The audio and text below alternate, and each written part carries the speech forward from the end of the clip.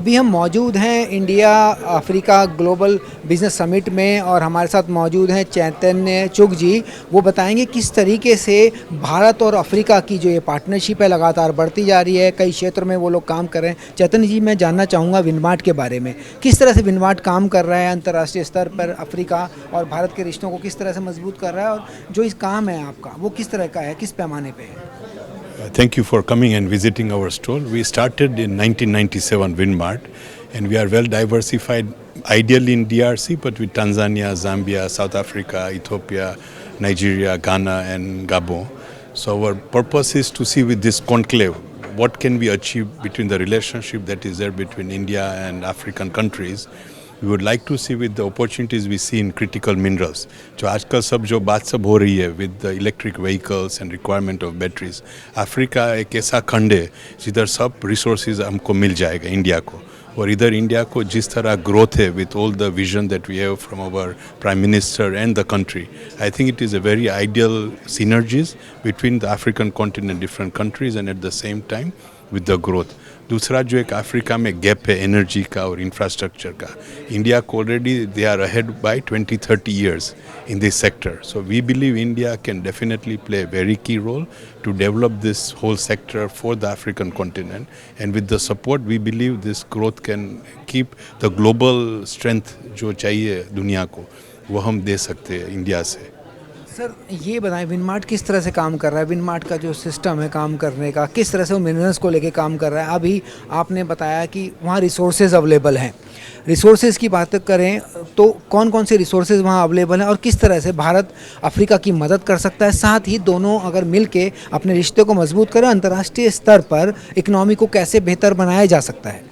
विनमार्ट ने चालू किया था पहले ट्रेडिंग में, फिर 2001 में हमने माइनिंग में डाइवर्सिफाई किया, कॉपर, कोबाल्ट, टिन, टेंटलाइट और टंगस्टन, ये पांचों में अभी है, और उसके सिवा भी अफ्रीका में हमारे पास नायोबियम का है स्कोप, टंगस्टन का तो है ही, और उसके सिवा रेयर अर्थ का भी है। तो इंडिया और अफ्रीका का ये जो स्कोप है उसमें जो हमारी टीम है, हमारे पास एक्सप्लोरेशन टीम है जिधर इंडिया के जियोलॉजिस्ट भी है और अफ्रीका का DRC के भी है, वो हमारे साथ भी आए हुए हैं आज। और उसके सिवा जो माइनिंग सेक्टर में पूरा माइनिंग का काम है, प्रोसेस का है, प्रोजेक्ट का है, उधर हमारे पास टोटल 20,000 लोग काम कर रहे हैं, उसमें भी 2,000 लोग हमारे इंडिया की टीम है उधर प्रोजेक्ट में और डिफरेंट सेक्टर में। मैं जानना चाहूँगा, आपने बताया जियोलॉजी की बात आपने कही, ऐसे में जियोलॉजी की भूमिका बेहद अहम हो जाती है। हमारे साथ मौजूद हैं अफ्रीका के जियोलॉजी एक्सपर्ट हैं। Sir, what do you think about this India African relation and how you come?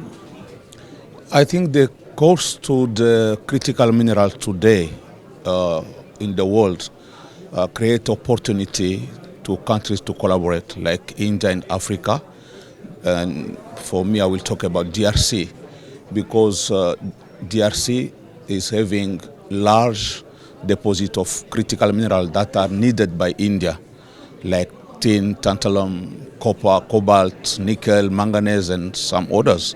So there is opportunity to create partnership between the countries and to develop some good relation and bring together a development which will be creating jobs and sustainable development.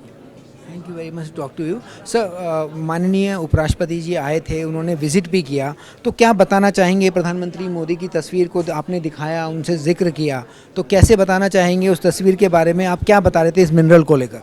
ये copper plate जो हमारी Congo में अभी बन रही, उसमें हमारे artist इधर सचिन जो उन्होंने बनाया है, और ये उधर कोंगो भी आ चुके, उन्होंने उधर भी 2-3 अच्छे बड़े मोन्यूमेंट बनाए हैं।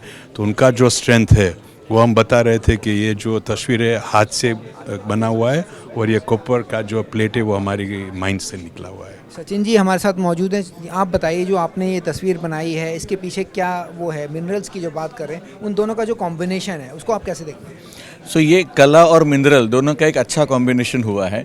वैसे कॉपर की प्लेट के ऊपर आर्ट बनाना ये एक बहुत अलग चीज़ थी, हमारे लिए अनुभव था, लेकिन ये कॉपर प्लेट वहाँ से आई कॉन्गो से, और हमने उसके ऊपर एक्रिलिक से ये कलर किया हुआ है। बहुत डिफ़िकल्ट था लेकिन बहुत मज़ा आया काम करने का। तो ये कल्चरल एक्सचेंज जो कहते हैं कि वहाँ के आर्टिस्ट वहाँ पे जो कर रहे हैं कॉपर के ऊपर, और यहाँ से जब प्लेट आती है और फिर हम जो काम करते हैं, तो अगर कला में अगर ये संगम हो सकता है तो टेक्नोलॉजी से लेके मिनरल से कितना सारा संगम पॉसिबल है।